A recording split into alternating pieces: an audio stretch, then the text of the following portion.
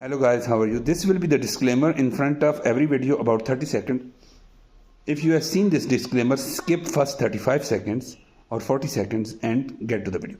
So, I don't have any not video editor. I don't have any animator or video editor or anything. So my videos will be mostly without not scripted or recorded continuously. So if you have seen this part before, then skip it and get to the next video after 35 seconds. So here it is. So like decades ago, how Sony was humiliated by Nintendo in such a public display that they were furious and dumbfounded that what happened to them. Nintendo humiliated so here we go. Nintendo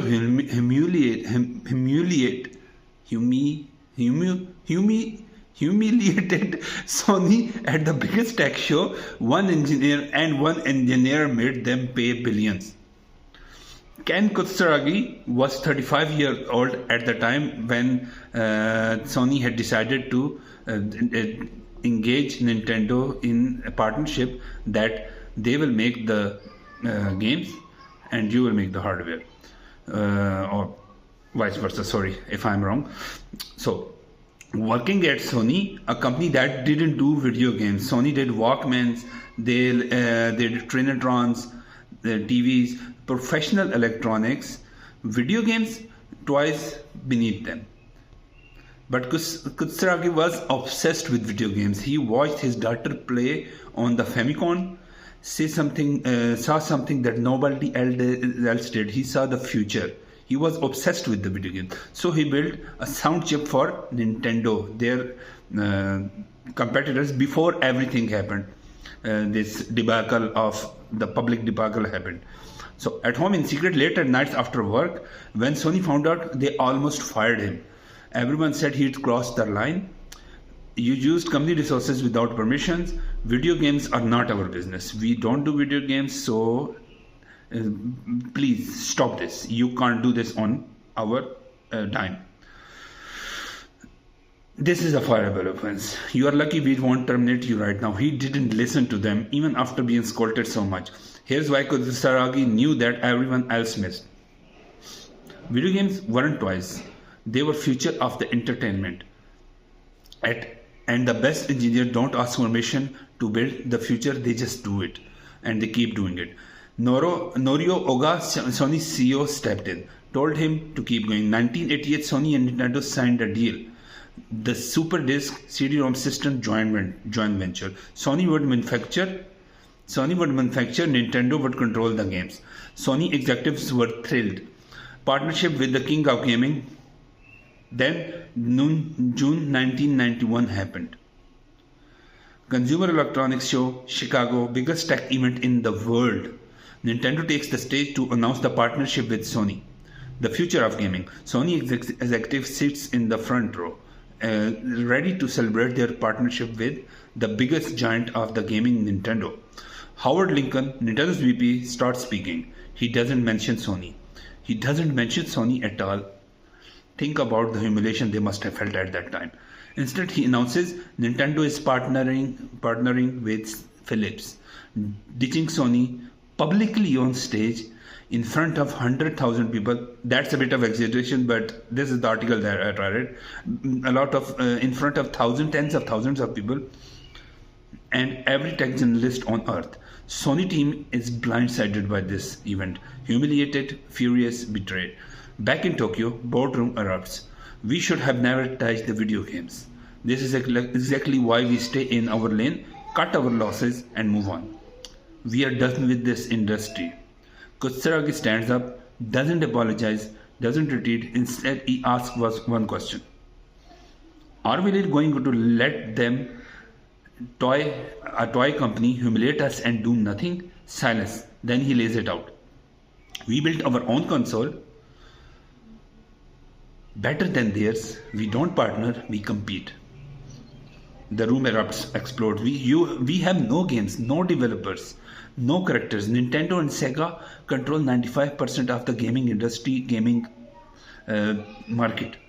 Nintendo, you will be dead in a year. This is corporate suicide. He didn't listen. He didn't listen to them. And here's the most part people don't know. Kutsaragi got approval barely. Sony greenlights the PlayStation project, but pressure is crushing. Nintendo has Mario, Zelda, and Donkey Kong. Best games library ever built. Sega has Sonic, a decade brand of loyalty.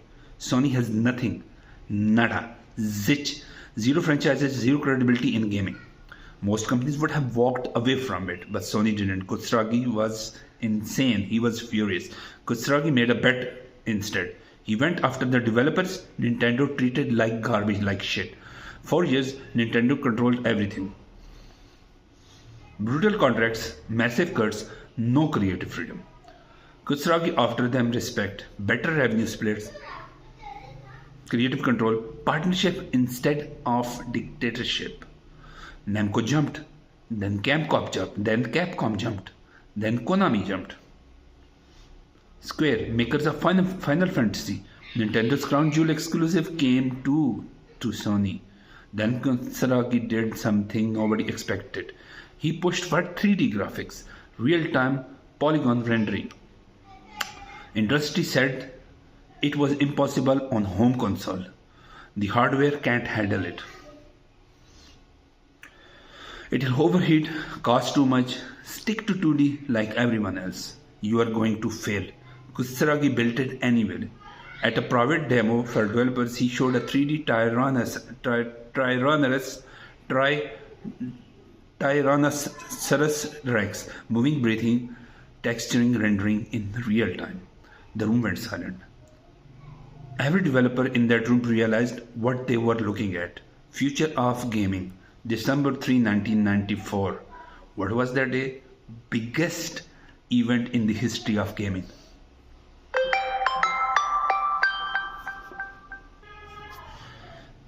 Again, December 1994, PlayStation launches in Japan. 100,000 units sold on the first day. Imagine. Never been in gaming, never made any game or console or anything. First day, 100,000 units. September 9, 1995, North America launch. It doesn't just compete, it dominates, it demolishes, it destroys. First year, 7 million units sold. Within 2 years, PlayStation outsells both Nintendo 64 and Sega Saturn combined. By 2000, PlayStation becomes the first console to sell 100 million units. But Kutsaragi wasn't done. In 2000, he launched PlayStation 2. DVD playback, backward compatibility, most powerful console ever. 155 million units sold. Best selling console in the history of gaming. More than PlayStation 3, 4, 5 and whatever they have made so far. Slim or Tower or whatever. The toy company that humiliated Sony at CES in front of the world, forced into second place for over a decade. Nintendo's cartridge-based N64 gets demolished by PlayStation's CD-ROM. Final Fantasy, the game that defined Nintendo, jumps to PlayStation as well exclusively. They don't just leave Nintendo, they just leave them completed and humiliated. They just leave and they join PlayStation exclusively. They were not gonna make their game Final Fantasy for Nintendo anymore. Sega quits console business. PlayStation killed them. The expert who said Sony would be dead in a year, watching Ken Kutsaragi become CEO of Sony Computer Entertainment. Watching him build a division worth tens of billions of dollars. The rogue engineer who almost got fired for building sound chip in his garage, now running one of the most successful divisions in Sony's history. Today, PlayStation has sold over 500 million consoles across 5 generations. 500 million, imagine. And if you can, this is something that I made.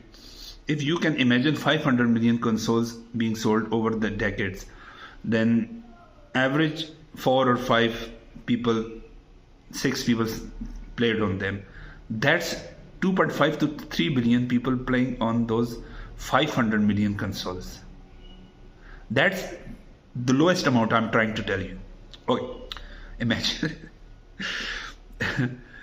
So, PlayStation 2 alone sold 155 million units. PlayStation 4 sold 117 million units. PlayStation 5 still selling out worldwide.